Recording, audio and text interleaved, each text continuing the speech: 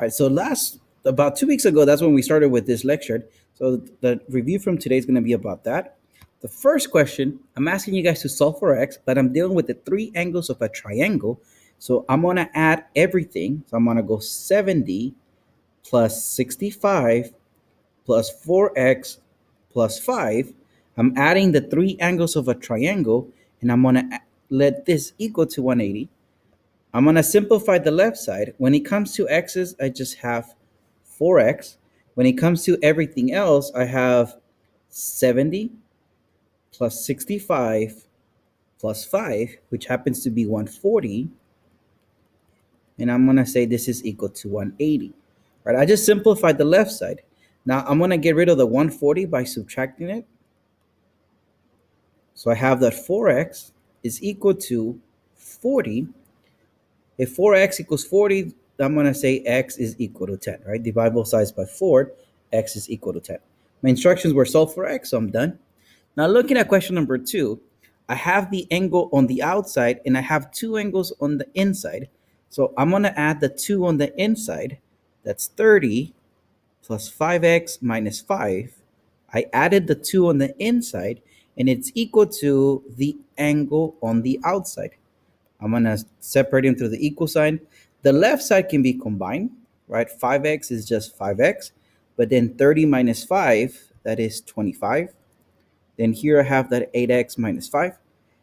All right, so I have x's on both sides. I'm going to get rid of one of them by subtracting 5x on both sides.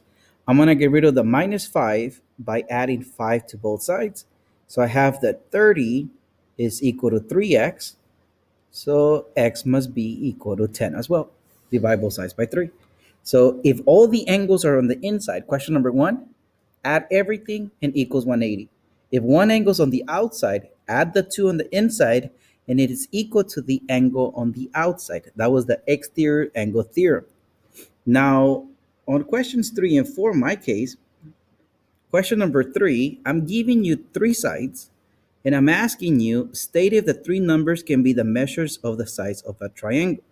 So I'm going to add the two smaller numbers, in this case 6 and 3, and it has to be bigger than the third side. Then I ask myself, is 6 plus 3 more than 7? It is. So in that case, yes, I can make a triangle with those three sides. Now looking at question number 4, two sides of a triangle have the following measures. Find the range of possible measures for the third side. I'm going to say x is in between two values. Notice I'm using inequality signs, both less than. And I'm going to say x in this case is in between the numbers 6 and 18. The way I came out with 6 and 18, given the numbers 12 and 6, I subtracted my values to come out with 6, and I added my values to come out with 18. So remember, I subtract and I add. Now here for question number 5, order the angles in each triangle from smallest to largest. I'm given the information of sides, but I'm supposed to list the angles from smallest to largest. When I look at the sides, angle of side 7 is the smallest side, which is opposite from angle H. So angle H is the small angle. When I say opposite, I mean far away. After 7, the second smallest is side 8, which is opposite from angle G. Remember, the smallest side is opposite from the smallest angle, and then the medium side is opposite from the medium angle. Now, my largest side, in this case, is side 13. The measurement is 13, which is opposite from angle F. So I listed my angles from small to large. Now, in question number 6, I have information about angles, and it says order the sides of each triangle from shortest to longest. The smallest angle is 44. That's the smallest number, which is opposite from the side SR. Remember, every time we talk about sides, we have to use two letters. When I look at the second smallest angle, in this case 50, which is opposite from the side TR.